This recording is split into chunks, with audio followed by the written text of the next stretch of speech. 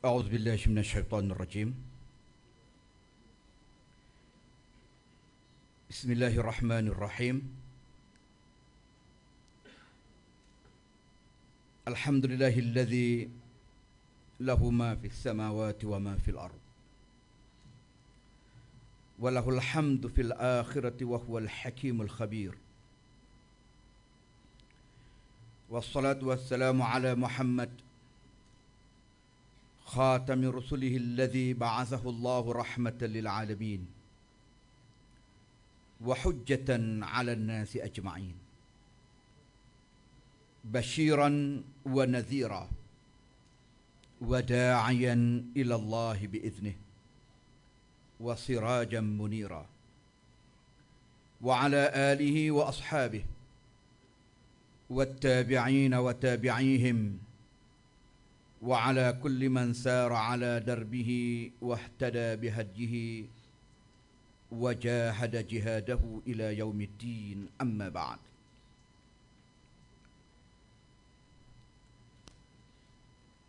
Alhamdulillah, saya ucapkan terlebih dahulu terima kasih kepada pengerusi tetap Mesyuarat Agung Tahunan Dewan Ulama PAS Kawasan Indra Mahkota kali yang kedua, Fadil Ustaz Abdul Rahman. Hari ini 19 Zulqa'dah 1443 Hijriah, bersamaan dengan 19 Jun 2022, adalah merupakan satu detik yang bersejarah bagi Dewan Ulama PAS Kawasan Indra Mahkota yang bersidang guna menyempurnakan Mesyuarat Agung tahunannya bagi kali yang kedua. Dan saya terlebih dahulu setelah mohon perlindungan dengan Allah Subhanahu wa taala daripada syaitan yang direjam, memulakan ucapan ini dengan nama Allah Subhanahu wa taala yang mempunyai 99 nama yang sangat agung. Segala puji bagi Allah Subhanahu wa taala, Tuhan yang mentadbir sekalian alam. Selawat dan salam ke atas junjungan besar Nabi kita Muhammad sallallahu alaihi wasallam, Nabi akhir zaman yang telah memimpin dan membebaskan ummah daripada kegelapan jahiliah menuju cahaya hidayah.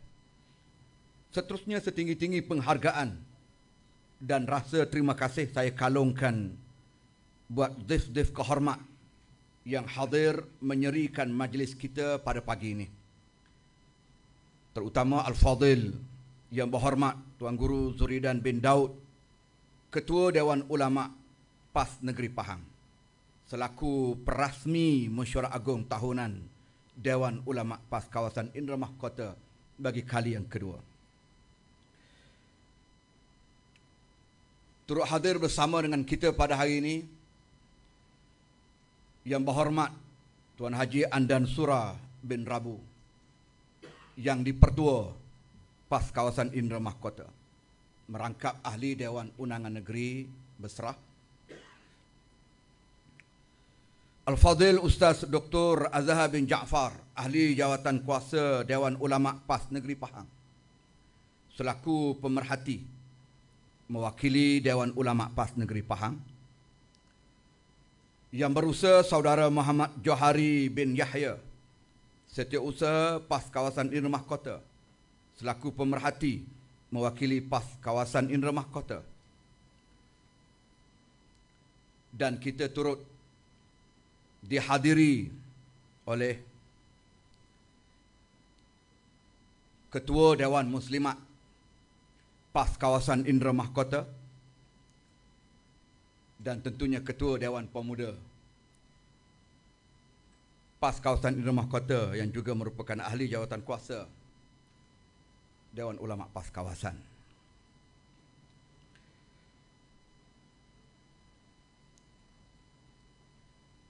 Tetamu yang kita hormati, yang kita raikan pada hari ini, yang berbahagia Saudara Muhammad Hafiz bin Harun, yang mewakili Ketua Biro Agama Parti Pribumi Bersatu Malaysia dan rakannya.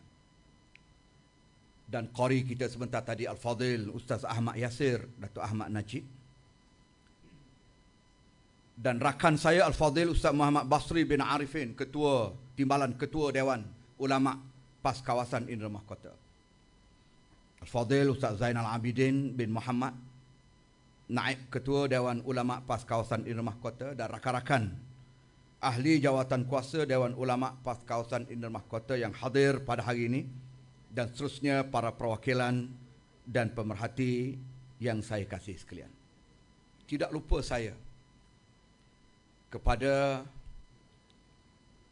orang yang sangat besar jasanya kepada Dewan Ulama PAS Kawasan Indra Mahkota ini, iaitu Ayadah kita Tuan Haji Mustafa, mantan pengurusi jawatan kuasa ulama urusan ulama PAS Kawasan yang sekian lama memimpin jawatan kuasa ulama kawasan sebelum daripada ini, dan hari ini bersejarah apabila jawatan kuasa urusan ulama ini telah pun dinaik taraf sebagai Dewan Ulama PAS Kawasan.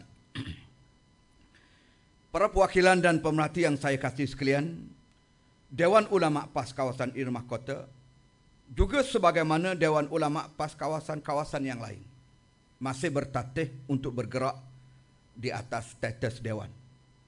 Setelah sekian lama, pergerakan kita hanyalah sebagai jawatan kuasa ulama PAS kawasan.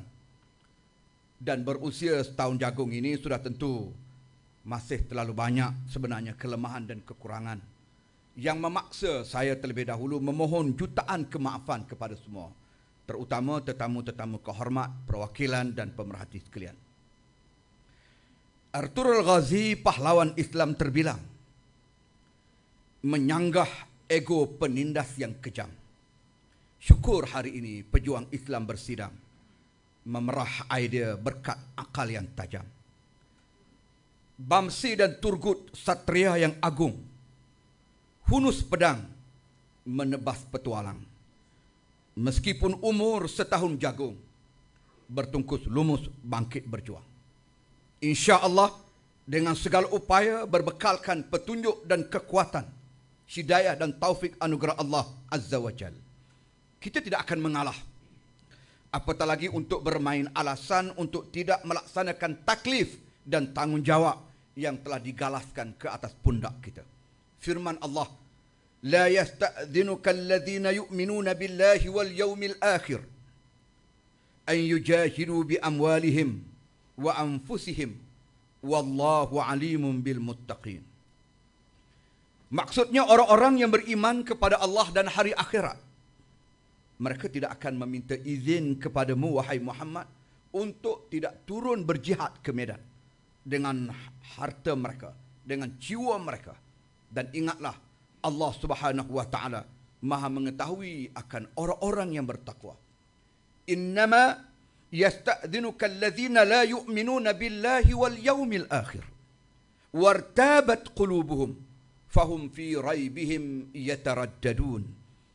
Sesungguhnya orang-orang yang meminta izin itu dengan pelbagai alasan kepadamu wahai Muhammad hanyalah orang-orang yang tidak beriman kepada Allah dan tidak beriman kepada hari akhirat, dan di dalam hati mereka terdapat keraguan yang sangat tinggi.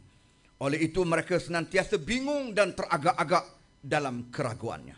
Surah At-Taubah ayat 44 dan ayat 45.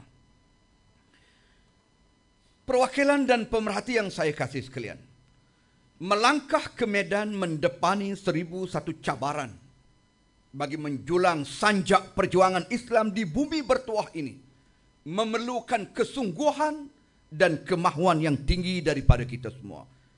Sedang tuntutan serta keperluan perjuangan Islam yang kita dukung ini semakin hari semakin mendesak.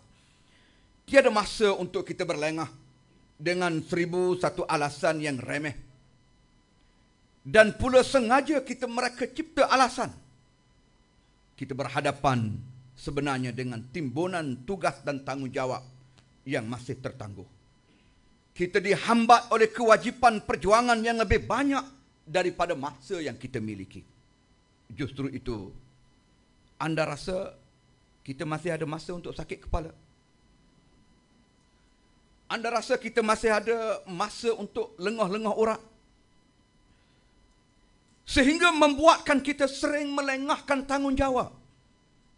Tanggungjawab perjuangan ini.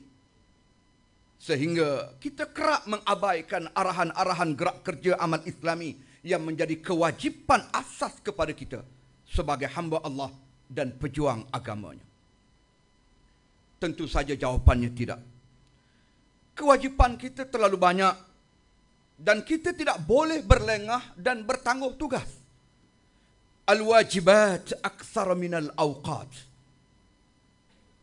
Kewajipan kita ternyata jauh lebih banyak daripada masa yang ada pada kita. Oleh kerana itu, kita jangan bazirkan masa dengan perkara yang tidak berfaedah. Fokus kepada tugas dan tanggungjawab perjuangan yang perlu kita tunaikan. Malang jika kita banyak khayal dan mengimpikan kemenangan, tetapi kita tidak bersungguh-sungguh berusaha untuk mencapai kemenangan yang didambakan itu. Lebih malang jika masa yang kita miliki ini banyak dihabiskan untuk bertelagah dan bercakaran di antara satu sama lain. Saling berbalas serangan di media sosial. Mempamerkan sikap buruk kita kepada khalayak. Bukan saja banyak masa terbuang dengan perkara yang tidak perlu. Juga dengan sikap yang sedemikian, kita juga bakal hilang sokongan dan dukungan. Ekoran hilangnya hormat masyarakat kepada kita yang dilihat suka bertelagah sesama sendiri. Perwakilan dan pemerhati yang saya kasih sekalian, sebagai peringatan bersama, kita sebagai anggota Dewan Ulama PAS kawasan Indra Mahkota sedang memikul satu tugas perjuangan yang sangat berat. Namun, kita tidak ada pilihan yang lain. Kita mesti melunaskan tanggungjawab itu tanpa helah. Yang pertama, mengumpul dan menyatukan para asatizah serta alim ulama di kawasan Indra Mahkota. Perinciannya insya-Allah akan digerakkan oleh Dewan Ulama PAS kawasan melalui aktiviti dan juga musyawarah di kalangan mereka. Yang kedua, menggerak aktif usaha untuk memandaikan masyarakat dengan ilmu Islam.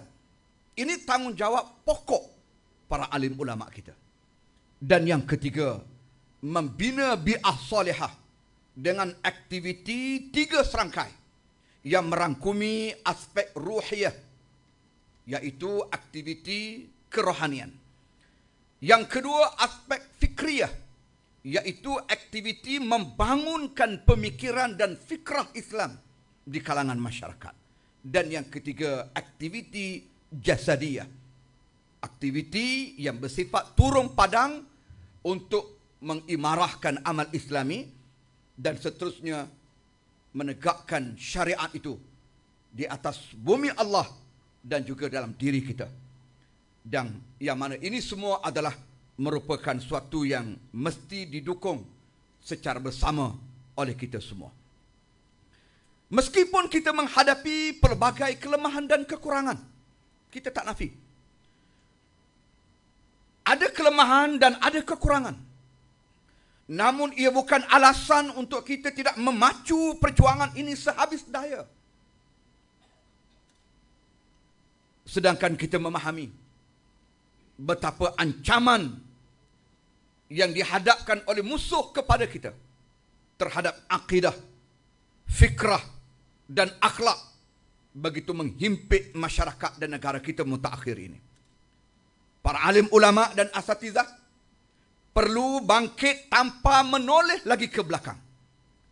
Menjadi bahtera penyelamat untuk mengeluarkan ummah daripada hanyut dan tenggelam dalam arus jahiliah moden pada hari ini. Menghayati semangat juang dan usaha menyelamat ummah yang pernah diungkapkan oleh seorang sahabat yang bernama Rubai bin Amir. Inna Allah bta'asana linukhrija man sya' min ibadatil ibad ila ibadati rabbil ibad. wa min dhiqid dunya ila si'atid dunya wal akhirah, wa min jawril adyan ila adlil Islam. Maksudnya, sesungguhnya Allah telah mengutuskan kita bagi tujuan yang pertama, mengeluarkan hamba daripada perhambaan sesama hamba kepada memperhambakan diri kepada Tuhan yang mencipta hamba. Mengeluarkan hamba daripada kesempitan dunia kepada keluasan dunia dan keluasan akhirat yang dijanjikan oleh Allah. Mengeluarkan hamba daripada kezaliman ideologi dan agama kepada keadilan Islam yang diwahyukan oleh Allah Subhanahu wa ta'ala. Itulah 3 perkara yang menjadi objektif perjuangan kita sepanjang zaman. Mewarisi perjuangan orang-orang terdahulu yang tidak sahaja mereka mengerah keringat, bahkan mempertaruhkan darah dan nyawa mereka demi menegakkan syiar dan mendaulatkan syariat Allah Subhanahu wa ta'ala di muka bumi ini. Dan inilah menjadi objektif perjuangan kita. Dewan Ulama PAS kawasan Indra Mahkota selayaknya memposisikan dewan ini sebagai sayap utama untuk meletakkan PAS kawasan Indra Mahkota ini benar-benar berwajah gerakan Islam yang kontemporari pada sifatnya, namun mengekalkan fundamental pada prinsipnya. Perwakilan dan pemerhati yang saya kasih sekalian, antara keistimewaan, bahkan satu kelebihan yang ada pada Dewan Ulama PAS kawasan ialah kewujudan alimat. Malah jumlah mereka tidak sedikit.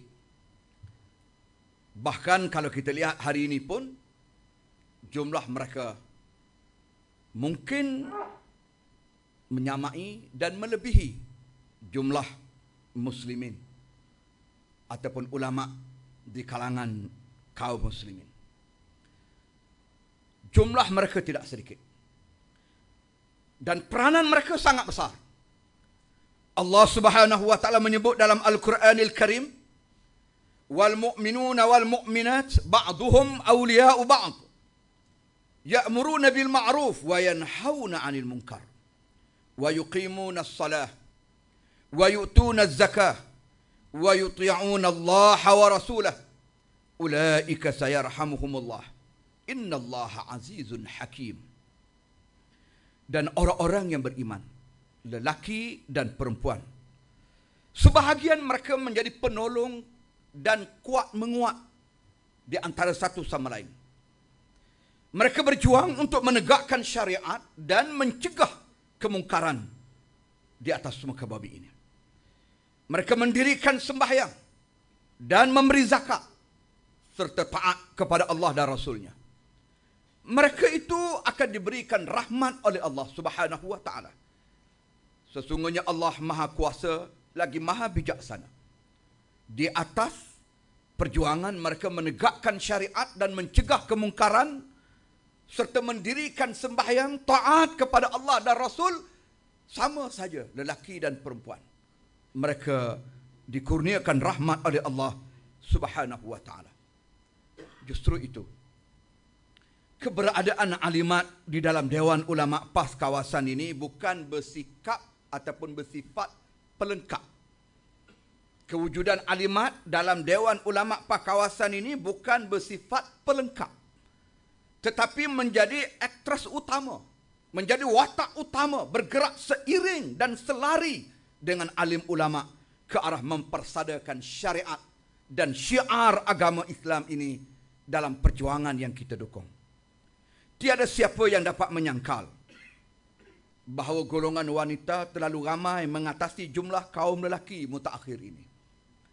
Bahkan peranan mereka juga sangat penting dalam menentukan masa depan negara. Golongan wanita lah juga yang menjadi tangan pengasuh utama dalam mencetak generasi akan datang. Di samping dengan jumlah mereka yang ramai itu, menjadikan golongan wanita memiliki upaya untuk memilih yang tinggi bagi menentukan pembentukan kerajaan dan pemerintah negara dalam satu-satu edisi pilihan raya. Maka peranan alimat kita lah bagi memastikan supaya dididik masyarakat kita, dibimbing dan dipimpin dengan ilmu Islam supaya jumlah wanita yang ramai ini yang ada dalam negara kita hari ini menjadi aset bernilai kepada gerakan Islam dan ummah keseluruhannya. Halimah Sultan, warisan empire. Osman Ghazi, anaknya yang perkasa. Alimat Indra Mahkota siap berlayar. Gelombang Sri Kandi menjulang jasa. InsyaAllah. Perwakilan dan pemerhati yang saya hormati sekalian. Pilihan raya umum ke-15 semakin hampir. Menjadi peluang dan kesempatan yang demokratik bagi rakyat memilih wakil rakyat. Sekaligus pemimpin dan juga kerajaan yang bakal memerintah negara selepas daripada ini. Dewan Ulama PAS kawasan tidak boleh sekadar menjadi pemerhati, melainkan turut bertanggungjawab sebagai jentera penggerak ke arah kemenangan PAS dalam pilihan raya. Menjadi satu kefahaman yang telah sedia dimaklumi bahawa penyertaan PAS dalam pilihan raya bukan sekadar berasaskan kepentingan politik semata-mata. Tetapi lebih penting daripada itu ialah untuk memastikan Islam dapat dinobat dan didaulatkan menerusi keupayaan dan kedudukan PAS dalam sistem pemerintahan apabila berjaya membentuk kerajaan bersama dengan rakan-rakan parti tahaluf dengan kita.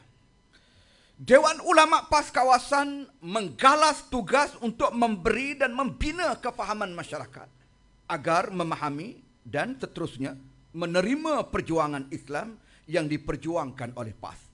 Selanjutnya, menterjemah penerimaan itu dalam pilihan raya umum yang akan datang. Sentuhan alim ulama kita sebenarnya sangat diperlukan bagi memastikan visi dan misi PAS kawasan Indra Mahkota. Bahkan Badan Perhubungan PAS Negeri Pahang dapat kita capai insya-Allah. Justru itu Dewan Ulama PAS kawasan Indra Mahkota sewajarnya bergerak aktif dan keluar daripada zon selesa. Yang pertama sekurang-kurangnya dengan menyantuni golongan al-mala ataupun pihak yang berpengaruh dalam masyarakat. Ini menjadi tanggungjawab langsung para alim ulama kita. Yang kedua, berperanan untuk mengimarahkan institusi, sama ada masjid, surau, institusi awam dan sebagainya dengan ilmu dan kefahaman Islam di atas sifat kita sebagai orang yang diberikan ilmu oleh Allah Subhanahu wa taala. Yang ketiga, memimpin jamaah kita agar layak memperolehi nusrah dan ma'unah daripada Allah Azza wa Jalla. Bagaimana untuk menterjemahkan ketiga perkara ini? Maka selayaknya kita memperincikan dalam setiap musyawarah dan juga aktiviti yang akan kita langsungkan selepas daripada ini insya-Allah. Perwakilan dan pemerhati yang saya kasih sekalian, ulama juga selayaknya menjadi ejen penyatu ummah dengan memanfaatkan kekuatan pribadi dan pengaruh institusi yang ada bagi merapatkan saf umat Islam. Tentu saja alim ulama adalah merupakan figura dan tempat rujuk kepada masyarakat. Ini tidak siapa boleh menafikan. Satu institusi yang paling dihormati dalam masyarakat. Selain daripada guru ataupun doktor, jururawat, polis dan sebagainya, yang merupakan institusi yang dihormati dalam masyarakat. Tak siapa boleh menafikan alim ulama, para asatizah juga merupakan figura dan tempat rojok masyarakat. Oleh kerana itu, pastikan alim ulama kita tidak terjebak dalam pertelingkahan yang merugikan dan tidak menjadi contoh yang buruk kepada masyarakat dengan perlakuan dan penampilan yang tidak selayaknya. Sama ada perbalahan politik maupun aliran mazhab fiqh, ulama harus tahu bahawa antara tugas utama mereka ialah mewarisi tugas Rasulullah sallallahu alaihi wasallam dalam menyatukan umat ini. Firman Allah, mari kita hayati bersama. Wa'tasimu bihablillahi jami'a wa la tafarraqu Wadhkuru ni'matallahi 'alaikum idh kuntum a'da'a fa'allafa baina qulubikum fa asbahtum bi ni'matihi ikhwana wa kuntum 'ala shafa hufratin minan nar fa anqadhakum minha kadzalika yubayyinu Allahu lakum ayatihi la'allakum tahtadun. Maksudnya, dan berpegang teguhlah kamu dengan tali Allah Subhanahu wa taala, dan jangan sekali-kali kamu berpecah, serta ingatlah nikmat Allah kepada kamu yang dulunya kamu bermusuh-musuh di antara satu sama lain, lalu Allah menyatukan antara hati kamu, maka jadilah kamu dengan nikmat Allah itu sebagai orang yang bersaudara. Dan dahulunya kamu telah berada di jurang api neraka disebabkan kekufuran kamu di zaman jahiliyah dulu. Lalu Allah menyelamatkan kamu daripada neraka itu dengan sebab nikmat itu juga. Demikianlah Allah Subhanahu wa taala menjelaskan kepada kamu ayat-ayat keterangannya supaya kamu mendapat hidayah daripada Allah Subhanahu wa taala. Perbalahan sesama umat Islam sangat merugikan.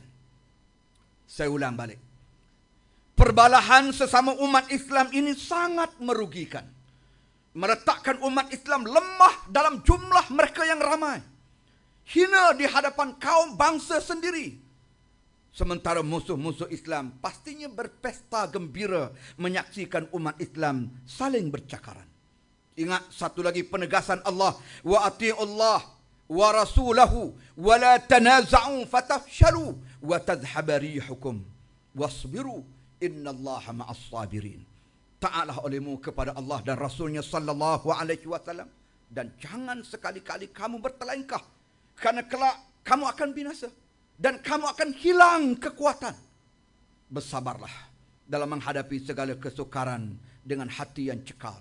Sesungguhnya Allah Subhanahu wa taala bersama dengan orang-orang yang sabar. Meruntuh itu mudah, maka hargailah usaha membina penyatuan ummah yang telah dilakukan sejak sekian lama. Jangan runtuhkan binaan penyatuan ummah ini semata-mata kerana ada kepentingan pribadi dan fahaman yang sempit. Mencarikan itu senang, maka sayangilah usaha mencantumkan pemisahan umat Islam yang telah dialami sejak 10-an tahun yang lalu. Jangan carikan lagi hubungan antara kita, parti-parti orang Melayu Islam, semata-mata kerana dendam serta nafsu dan hati yang tidak pernah puas. Perwakilan dan pemerhati yang saya hormati sekalian, Syekh Adab Ali ataupun Syekh Adib Ali, ulama mujahid, mengasuh Osman membina kesultanan. Sama ada menang ataupun syahid, inilah slogan izzah perjuangan. Akhirnya, saya ingin sekali lagi menegaskan buat diri saya sendiri dan semua perwakilan dan pemerhati sekalian bahawa sebetulnya kita sedang memikul satu beban yang merupakan amanah perjuangan yang akan dipersoalkan di hadapan Allah Azza wa Jalla di akhirat kelak.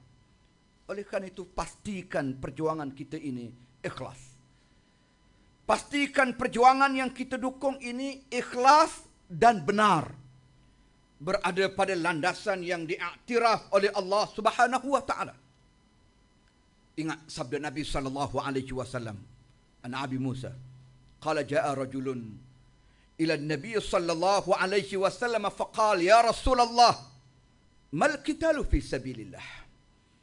فإن أحدنا يقاتل غضبا ويقاتل حمية فرفع إليه رأسه قال وما رفعه إليه رأسه إلا أنه كان قائما قال من قاتل لتكون كلمة الله هي العليا فهو في سبيل الله.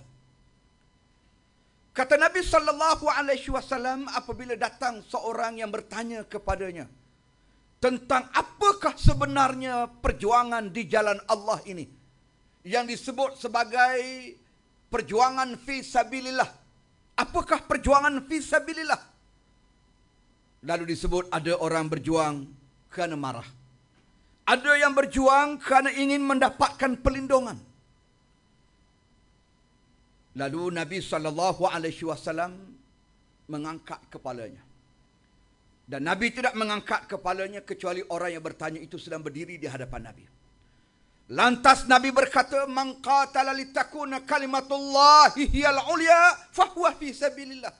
Barang siapa yang berjuang di jalan Allah, orang yang berjuang di jalan Allah adalah orang yang berjuang untuk meninggikan kalimat Allah Subhanahu wa taala. Maka itulah orang yang berjuang di jalan Allah. Saya ulang balik. Penegasan daripada Nabi. Orang yang berjuang hanya semata-mata untuk meninggikan kalimat Allah. Tidak ada tujuan yang lain. Bukan kerana dendam, bukan kerana marah, bukan kerana benci kepada musuh, bukan kerana nak tunjuk berani, bukan kerana nak tunjuk hebat, tetapi berjuang kerana semata-mata kerana Allah. Li'a'la kalimatillahi hiyal ulya. Untuk meninggikan kalimat Allah. Maka kata Nabi, fahwa fi sabilillah, hanya itu saja yang diiktiraf sebagai pejuang di jalan Allah Subhanahu wa taala. Riwayat Imam Bukhari. Berjuang secara kolektif ataupun jama'i bagi menyempurnakan kelemahan dan kekurangan yang pasti tidak mampu dilengkapkan tugasan perjuangan ini secara individu. Ini akan menjadi style kita ataupun akan menjadi kewajipan dan budaya kita berjuang secara kolektif dan secara jama'i. Maka marilah kita perkayakan hidup kita dengan perjuangan Islam ini, agar hembusan nafas dan denyutan nadi kita senantiasa bersama Islam. Dan inilah yang terbaik untuk kehidupan kita di dunia dan di akhirat. Tidak ada yang lebih baik daripada itu. Sabda Nabi sallallahu alaihi wasallam, "Laghadwatun fi sabilillah aw rauhatun khairun minad dunya wa ma fiha." Berpagi-pagi keluar berjuang fi sabilillah ataupun berpetang-petang keluar berjuang fi sabilillah, ianya adalah jauh lebih baik daripada dunia dan apa yang ada di dalamnya. Riwayat Imam Bukhari dan Imam Muslim. Semoga perjuangan kita diberkati oleh Allah Subhanahu wa taala dan menjadi amal yang saleh, dan saya juga merakamkan setinggi-tinggi terima kasih kepada semua pihak yang menjayakan mesyuarat agung tahunan Dewan Ulama PAS kawasan Indra Mahkota kali kedua yang berlangsung di Darubish Ridha Baluk pada hari ini, yang mana saya difahamkan semalam jawatan kuasa, terutamanya alimat kita bertungkus lumus untuk menyiapkan Dewan Mesyuarat Agung kita pada hari ini. Dan demikian juga tetamu-tetamu kehormat kita yang hadir daripada Bersatu, dan saya dihubungi pagi tadi oleh Ketua Biro Agama UMNO, memohon maaf kerana tidak dapat hadir bersama kerana ada urusan kecemasan di Kemaman, dan saya rakamkan terima kasih kepada semua, dan tentu saja kehadiran ini menambah seri majlis kita dan semestinya menambah lagi eratnya perpaduan ummah di kalangan kita, dan seterusnya membekalkan kekuatan kepada politik dan ekonomi umat Islam insya-Allah. Aqulu qawli hadza wa astaghfirullahal azim li wa lakum wa lisairil muslimina wal muslimat innahu wal ghafurur rahim. Assalamualaikum warahmatullahi wabarakatuh. Takbir. Allahu akbar. Takbir. Allahu akbar. Takbir. Allahu akbar. Walillahil hamd. Demikianlah